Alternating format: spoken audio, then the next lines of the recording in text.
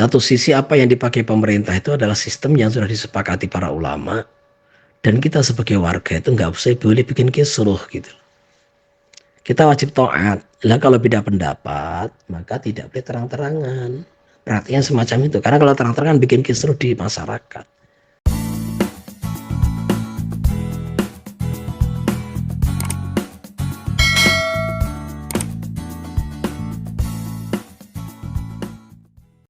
Assalamualaikum warahmatullahi wabarakatuh. Nahmaduhu wa nusalli wa nusallimu ala rasulihil karim, amma ba'da. Teman-teman Al-Falanki Channel, dalam video kali ini kita akan membahas masalah Muhammadiyah. Apakah Muhammadiyah ini termasuk Ahlus Sunnah wal Jamaah atau masih termasuk dalam lingkup Ahlus Sunnah wal Jamaah, dan apakah tarjih Muhammadiyah ini masih sama seperti pendapatnya para imam madhab, yaitu Imam Syafi'i, Imam Maliki, Imam Abu Hanifah, dan Imam Ahmad bin Hanbal. Nah, kita akan mendengarkan satu rekaman suara dari seorang mufti, seorang pakar dalam ilmu fikih, yaitu Ustadz Abdul Rahim Hafizahullah. Beliau adalah seorang guru fikih dari Pondok Pesantren Al-Fatah Temboro, dan beliau juga sudah memiliki banyak karangan-karangan kitab. Jadi di samping beliau adalah seorang pakar fikih, mufti, juga beliau adalah musannif. Beliau banyak mengarang kitab. Di antara kitab beliau itu yang dipakai di Temboro yaitu Tashil, kitab Tashil atau Qurratul Ain, yaitu kitab penjelasan mengenai kitab Fathul Mu'in atau ringkasan dari kitab Fathul Mu'in. Itu kurang lebih ada 4 sampai 5 jilid itu. Nah, untuk lebih jelasnya kita langsung saja dengarkan penjelasan dari Ustadz Abdul Rahim Hafizahullah. Ini dia videonya.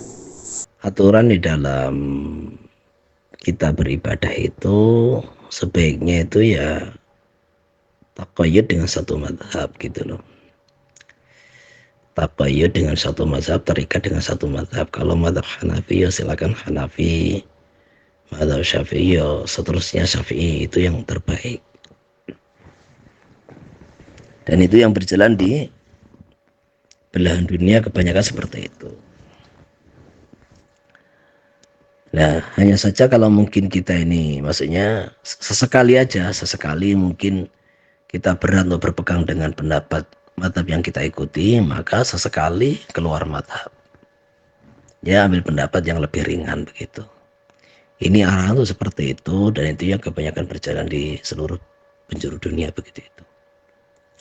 Tetapi seumpama ada satu kelompok gitu, satu kelompok dia bikin tarjih sendiri.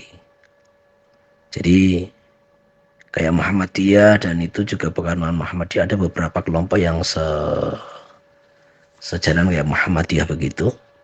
Jadi istilahnya itu mengambil, mencopot pendapat-pendapat ulama, nah kemudian terus ikhtilaf itu ditarjih sendiri, punya tarjih sendiri. Itu ya secara hukum nggak apa-apa gitu loh.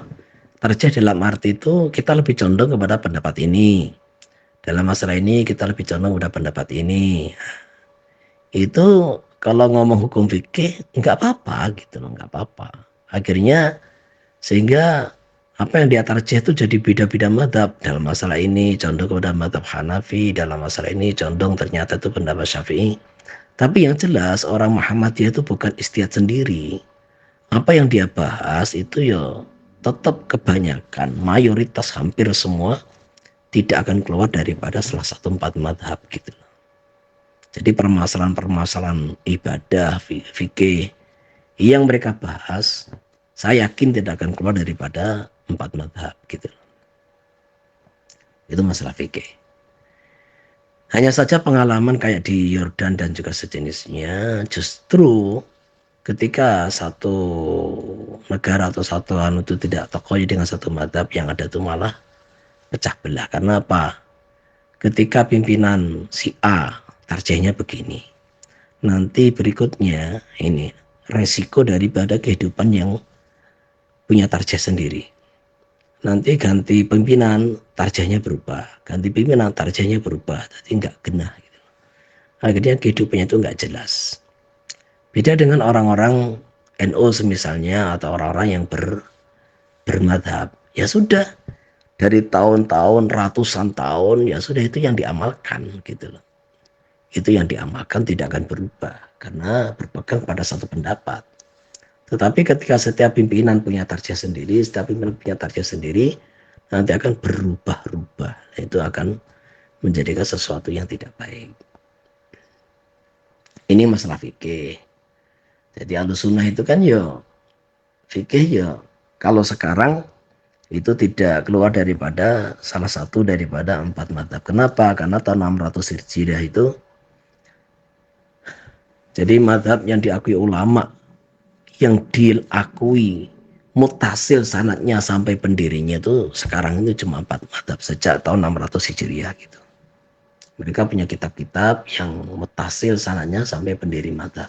Yang lain itu masih meragukan gitu. Lah ini masalah fikih. Tapi ya terkadang terus namanya pimpinan gonta-ganti, terkadang kebijakan-kebijakan itu yo bertentangan gitu loh. Kayak umpamanya itu pakai hisab kan gitu kan. Jadi orang menentukan Ramadan, Syawal pakai hisab ini kita tidak bicara secara keseluruhan. Bicara satu pendapat ini aja gitu loh. Jadi ini hisab ini seandainya ini hisab ini memang sudah bukan imkanul ru'yah, tapi ini sudah seandainya tidak ada mendung itu bisa dilihat umpamanya kan gitu kan.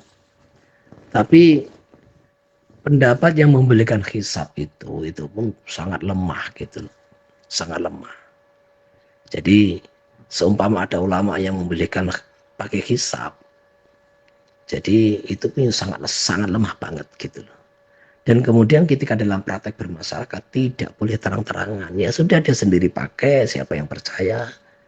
Karena apa? Karena kalau sudah orang itu berseberangan dengan pemerintah, sedangkan pemerintah kita ini memakai dalil syar'i yang diakui oleh ulama Ahlussunnah wal Jamaah, yaitu dengan ru'yah. Jadi sistem ru'yah itu disepakati ulama gitu loh. Disepakati ulama karena sabit di sunnah. Lah orang yang mengatakan bahwasanya hisab itu pakai apa itu namanya Quran, kemudian kalau ruyah pakai sunnah, ki wong gendeng jenenge, wong gendeng gitu loh. Karena dia mengatakan bahwa kanjeng Nabi kok ora paham Quran gitu loh. Jadi orang yang menyimpulkan bahwa hisab itu pakai Quran, kemudian ruyah itu pakai sunnah, dia membenturkan itu antara hisab dengan ruyah. Seorang hisab itu lebih tinggi, berarti dia ini menyimpulkan bahwa kanjeng Nabi itu tidak paham Quran gitu. Nah orang yang punya pemahaman semacam ini kisini wong akalnya itu agak error kan gitu. Jadi ketika Allah tuh mengatakan di ta'lamu adada sinin wal hisab itu tuh tidak ada kok terusnya kono kuwi suruh menentukan hilal pakai hisab tuh tidak ada di situ tuh. Secara fikul hadisnya tuh apa? Fikul ahkamnya itu apa itu dalalatul ahkamnya itu enggak ada sama sekali gitu. Jadi makanya dalam bab ini satu sisi apa yang dipakai pemerintah itu adalah sistem yang sudah disepakati para ulama, dan kita sebagai warga itu nggak usah boleh bikin kisruh gitu. Kita wajib taat. Lah kalau beda pendapat maka tidak boleh terang-terangan. Perhatian semacam itu. Karena kalau terang-terangan bikin kisruh di masyarakat, bikin kisruh pada umat gitu. Nah, ini dalam hal ini kebijakan orang Muhammadiyah itu tidak sesuai ajaran Ahlussunnah gitu.